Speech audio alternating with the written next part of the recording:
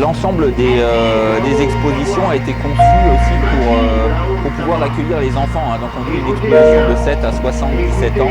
Donc voilà, chacun peut, en fonction de son âge, s'imaginer ce que peut être cette période. Donc pour ceux qui l'ont connu, des souvenirs, des bons, de mauvais souvenirs, bien souvent de mauvais souvenirs, et pour les enfants qui puissent imaginer ce qu'a pu être cette période qui a été assez éprouvante pour ceux qui l'ont connu. Je me répète un petit peu, mais je dis ce que moi j'appellerais la partie boisée qui va encore être travaillée, améliorée. Et l'idée c'était de pouvoir exposer de la petite boîte d'allumettes au plus gros engin.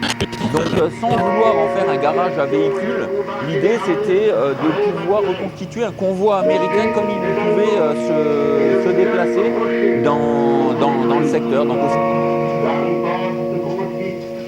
À savoir décrocher, à savoir, dans les cas, éviter ou rompre le combat, à savoir disperser pour vous reformer aussitôt, en vue de harceler l'ennemi, américain ou le moment venu. Expédition en 3 jours, en retour. D'une part, lors de l'action attendée, par exemple, pour le réfractaire d'armée de la région savoyarde, de renforcer les maquis. Pour les travailleurs de la région savoyarde, de secourir les maquis par des grèves et des actes de sabotage déclenchés ou repérés pour certains points choisis. Pour tous les patriotes savoyards aperçus dans le cri, la solidarité française avec leur avant-garde au combat. Mais, d'autre part, les branleurs de l'ennemi qui a accepté son opération pour forcer le retour des patriotes à se découvrir un jour leur armée. Reclair par conséquent de l'insurrection générale, chaque rêve de se voir formuler rassureur avec un séparage de la libération nationale doit être coordonné avec l'assaut final des armes alliées contre la bâtisse européenne. D'une part, laisser l'ennemi vider la France de sa jeunesse et de sa substance serait un crime. D'autre part, lui donner l'occasion de profiter d'une supériorité provisoire qu'il a perdue sur tous les fronts, sauf sur le front des martyrs, pour décapiter la résistance et massacrer l'élite combattante du pays serait une faute héroïque. Or, même héroïque, une faute est elle aussi parfois pire qu'un crime. Terrible dilemme, en vérité. Il faut que la colère de la France s'exprime partout et partout se traduise en actes. Et il faut aussi qu'elle se protienne assez, pour déclasser tout à fait, pour se déborder tout à fait, un jour où l'égalité des armes renforcera la supériorité du courage.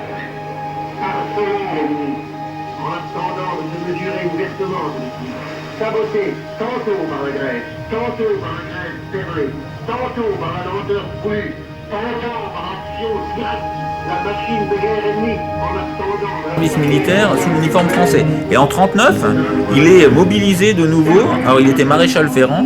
Il était mobilisé de nouveau, mais alors donc dans les lignes arrières en tant que maréchal ferrant dans l'armée. Ah oui. par la femme guérilla. Quel est le haut exemple que sauront nous offrir à la fois les maquis dans le savoir?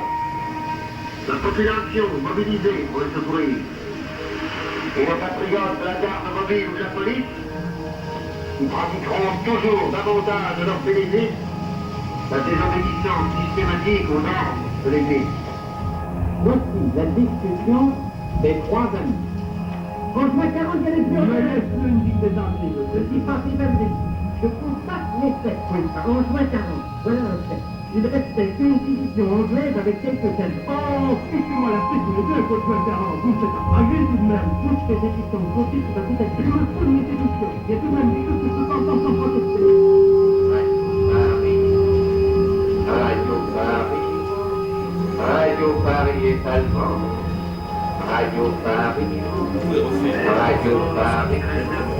Radio Paris est allemand. Écoutez maintenant un porte-parole du gouvernement des États-Unis et du gouvernement britannique. Le général Eisenhower, commandant en chef du corps expéditionnaire américain, présentait. C'est un brassard de neutralité. Voilà, ça c'était un brassard de neutralité parce que les gens qui portaient ce brassard-là, on n'avait pas le droit de leur tirer dessus. Donc, vous avez des bandages, vous avez des gros modèles. Vous voyez, ça c'est une boîte avec un gros modèle de bandage. Là, vous avez les petits bandages collectifs que vous aviez. Pour l'instant, nous demandons à la population française, en France même, je dis, en France même, de rester sur l'expectative. Je dis de rester sur l'expectative. L'heure de l'insurrection nationale n'a pas encore sonné. Nous avons déjà promis de vous prévenir quand cette heure viendrait. Elle est aujourd'hui plus proche. Nous tiendrons notre promesse. Nous encore un porte-parole du gouvernement des États-Unis et du gouvernement britannique.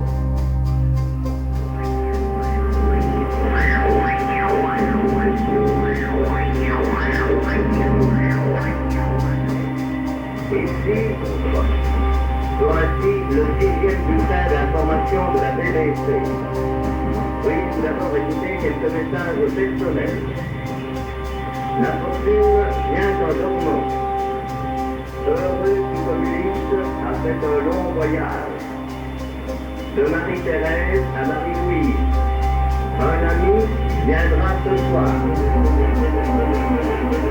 Le quartier général du commandement suprême des forces expéditionnaires alliées vient de publier le communiqué suivant. Sous le commandement du général Eisenhower, les forces navales alliées, avec le soutien de puissantes formations aériennes, ont commencé ce matin le débarquement des armées alliées sur les côtes nord de la France. Ici, Londres. Ceci termine notre émission de 13 heures destinée à l'Europe. Notre prochaine émission aura lieu à 17 heures.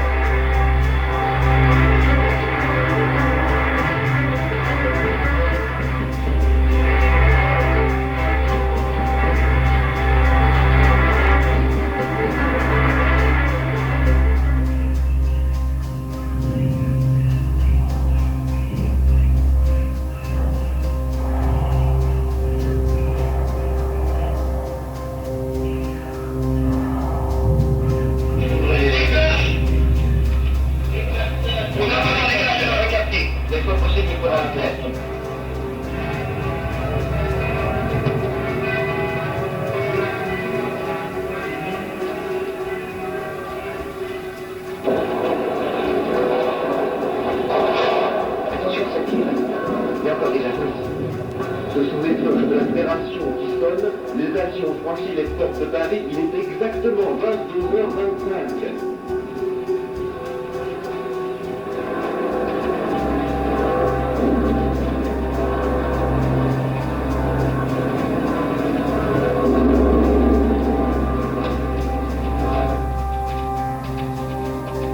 Là-bas, vers de l'étoile, viennent d'apparaître les deux premiers chars alliés. Toutes les acclamations, les gens courent et avec un saxophoniste extraordinaire vient régler au même instant un immense drapeau tricolore et déployé du haut de l'Arc de Triomphe par les pompiers de Paris.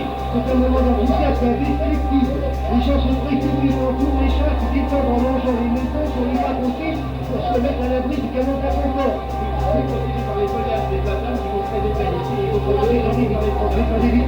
Ils passent en ce moment juste devant le bouquet. Ce sont des Français, oui des marins. Nous on les voit très bien. Une voiture de pompiers qui passe. Pour un véhicule sur le terrain, il y avait 10 fois les pièces de rechange pour le véhicule. Donc c'est pour ça qu'aujourd'hui, quand on restaure ce genre d'engin, on arrive à trouver relativement facilement les pièces. Enfin, facilement, je me comprends, hein. Certaines pièces sont plus rares que d'autres, mais pour des Jeeps par exemple, vous allez retrouver de la pièce aussi bien que pour un véhicule de nos jours. Donc l'espace mémoriel, voilà, vous en avez vu une grande partie, donc on a encore des pièces qui sont encore libres, qui vont continuer à être aménagées. Et donc notre plus grande pièce encore disponible, c'est cette pièce-là, qui aujourd'hui est ouverte à la location, où on peut, toute association peut faire son assemblée générale, se privatiser l'espace mémoriel pour une assemblée générale ou pour toute autre occasion. Donc nous, on s'en sert actuellement pour recevoir les scolaires. Donc en général, une visite de scolaire avec un petit goûter à la fin où on rediscute, on se remémore un peu tout ce qu'on a vu puis on continue à répondre un peu aux dernières questions.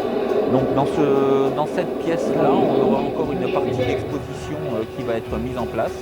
Et cette pièce sera aussi dédiée aux expositions éphémères, c'est-à-dire des associations, des particuliers qui voudraient, pour une raison X ou Y, faire partager, mais sur une courte durée, leur collection. Donc ils pourront le faire ici, dans cette pièce qui sera entièrement dédiée à ça. Et donc par l'avenir, donc on a encore des pièces à côté qui vont être mises à disposition par la municipalité, où un espace cinématographique sera fait à côté pour pouvoir diffuser des vidéos d'époque, alors pas des longs films, mais de la vidéo de quelques minutes avec donc des images d'archives ou tout genre de vidéos en rapport un peu avec ce qu'on expose, donc la libération du sport. Voilà les brancardiers là-bas, vous êtes prêts? Oui, ils agitent leur drapeau. Après, quand la salle est toute couverte de poussière, ils agitent le drapeau national. Ils continuent à tirer, ils arrivent à la table, là, cette table, c'est plein de titres. Oh, c'est bon, on avait démontré, c'est bon. C'est ça, regardez, les brancardiers vont tirer sur les brancardiers. Les brancardiers se sont couchés, ils se relèvent, ils emmènent les blessés. Il y a là, en bas, il y a du bureau électrique, il y a des étrangers, il y a des ministres de l'église, des guitares pastorales, qui est comme un regardez le petit officier au milieu là-bas, c'est notre demi-chief là-bas. Il a des déplacements, tranquillement à terre, là, le ministre de l'armée volontaire, l'inspecteur, la concorde à la tunnel. Déjà répond, déjà répond, les costumes du matin, ça nous